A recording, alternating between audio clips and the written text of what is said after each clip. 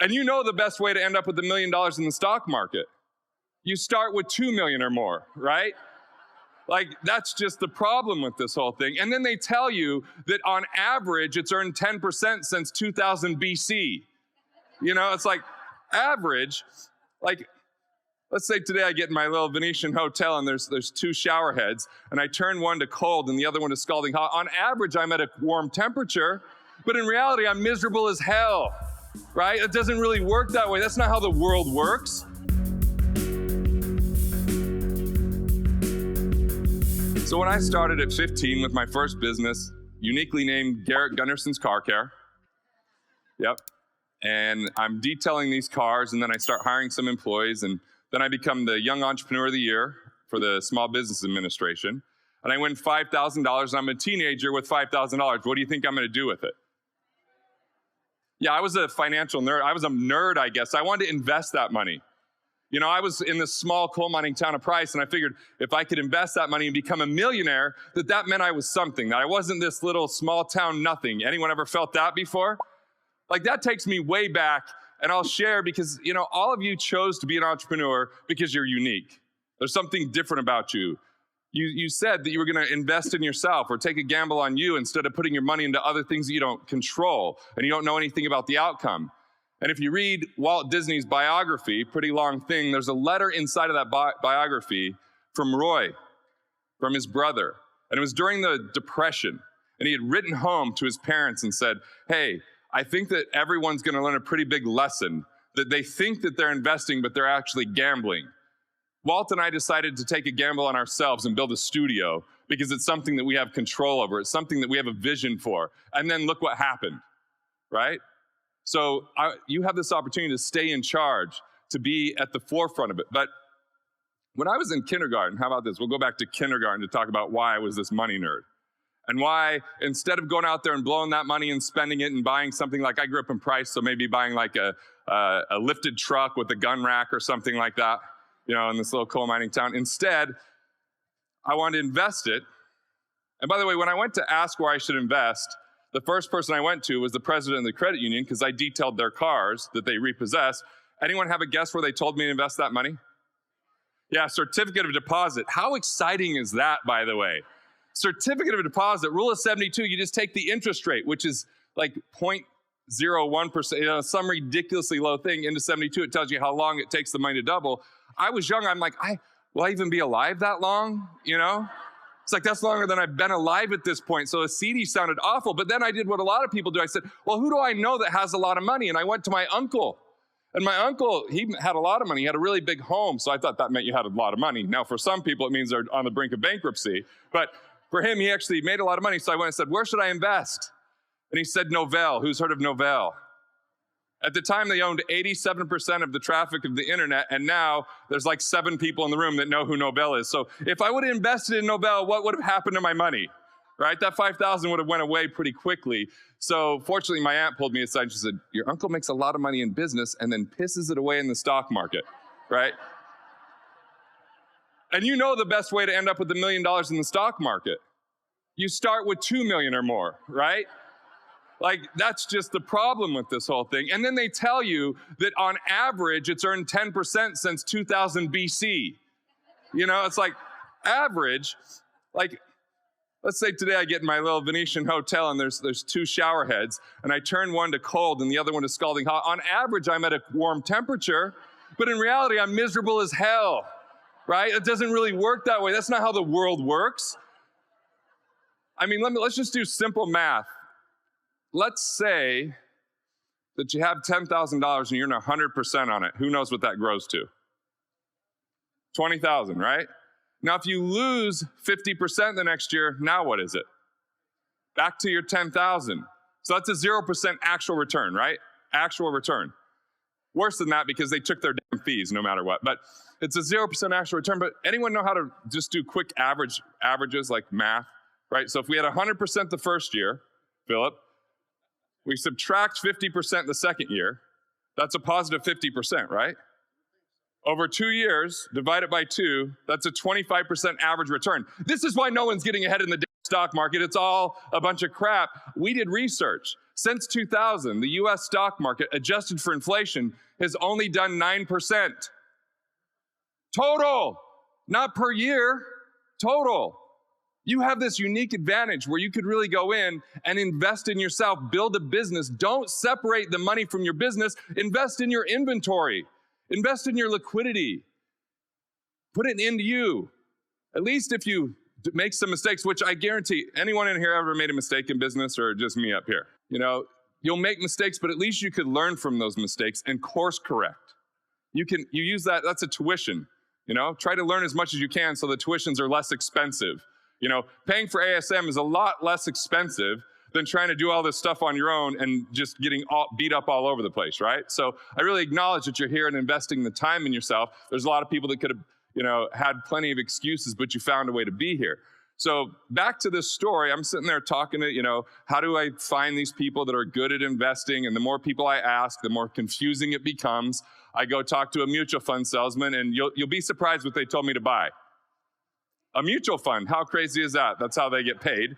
And so no matter how, you know, how many questions I asked, I didn't really get the good answers.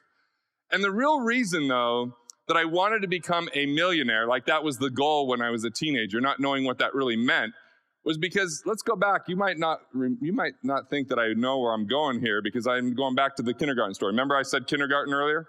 You're like, why did they say kindergarten? You can find out right now. When I was in kindergarten, I made the most beautiful milk carton house. We got to drink chocolate milk, and then when you're finished, you get to do this craft project and turn it into a house. And I thought this was the most lovely art project I had ever done in my life. I was so damn proud, I couldn't wait to take it home to my mom.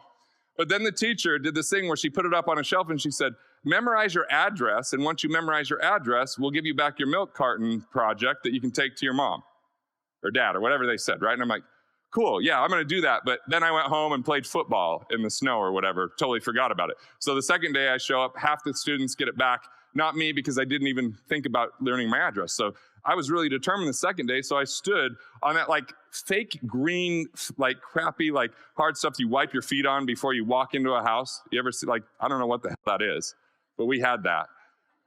What's it called? AstroTurf kind of stuff. And I'm just staring in the freezing cold, and then it was just too cold, so I stopped looking at the numbers. I miss it the second day. So now, after missing it the second day, I'm the only kid that hasn't got their milk carton back.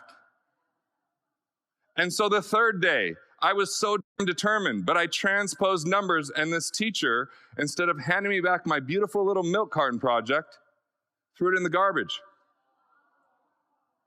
I really wanted you to feel bad for me, and you guys just did. But see, in that moment, I said to myself, I am stupid. That's what I believed about myself. And so here's the thing, that fueled me to be a damn entrepreneur, because that's why I wanted to be a millionaire, to prove that I wasn't stupid, right? So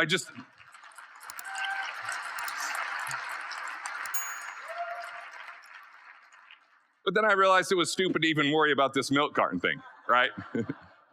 But you know, when you're standing there and the whole class is watching, you're like, oh, and then when I become a public speaker after being, you know, frightened after having the whole class watch me. But still, sometimes we have whatever drives us to get us there. That's why I wanted to be a millionaire. That's why I wanted to invest my money rather than just go and spend it.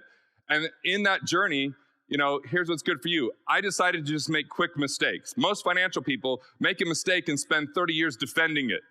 Oh, the market's on sale. Oh, you're in it for the long haul, or dollar cost average. Instead, I said, you know, what is it that I could do instead of having people just separate themselves from their money that would help them out immediately? And I decided I'm going to spend my time with entrepreneurs. And just one more quick story to say why, and then I'm going to get into the meat of what you can do to implement and generate more cash with your existing assets. Have to set the table, though. The next thing that really happened was when I was 20. So when I was 19, I started being a financial planner, AKA life insurance and mutual fund salesman, because I just wanted to say financial planner because it sounded a lot better at the time. And in 98 and 99, people thought I was brilliant in my little hometown. I was like the Doogie Howser in finance, right? Remember Doogie Howser, the boy genius doctor? I was that in finance because everyone was. The market just went up in 98 and 99. So I had them cash in all their investments and put them in with me, move their money from really safe places into really risky places that they thought, this is awesome, until the year 2000 came and all of a sudden the market started to go down. All of a sudden, I'm not Doogie Howser. I'm that SOB.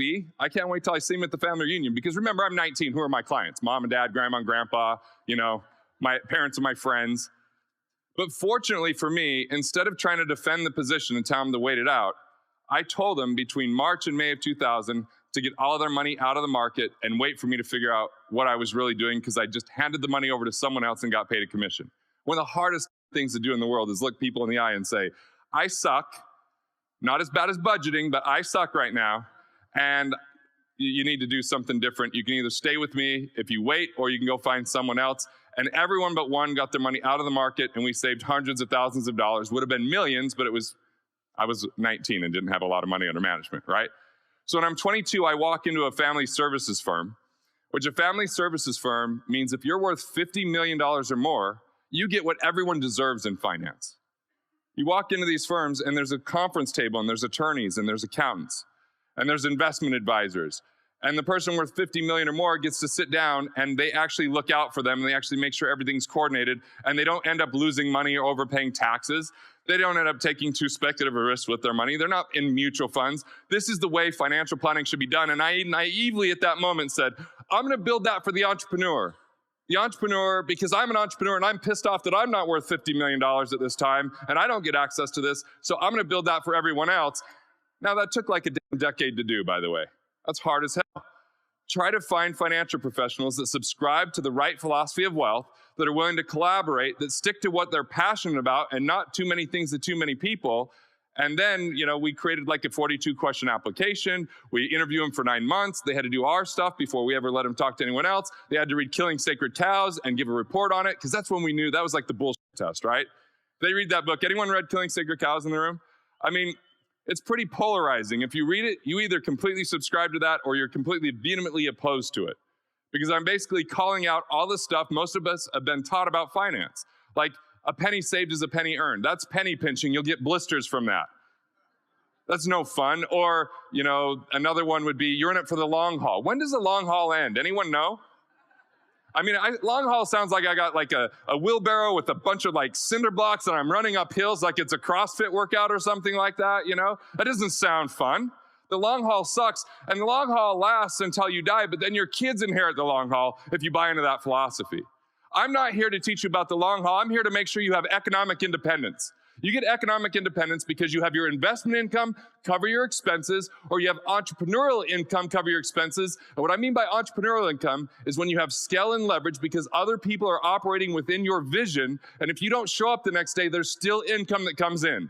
Not that you built a job, that you're your own boss, but that you built a business. Or the third way is you have a lump sum of money that's enough money that it would, if you turned on a little bit of interest with it, it would cover your expenses. That's economic independence. What I mean by getting there is once your expenses are covered, you could swing for the fences in what you're up to. You can play full out in your vision. Money isn't going to be a reason or excuse why you do or don't do something, because you now have the basics taken care of. Want to master your money? Want to figure out the things that you could do to improve your finances? Click here and check out more videos like this on Money Matters.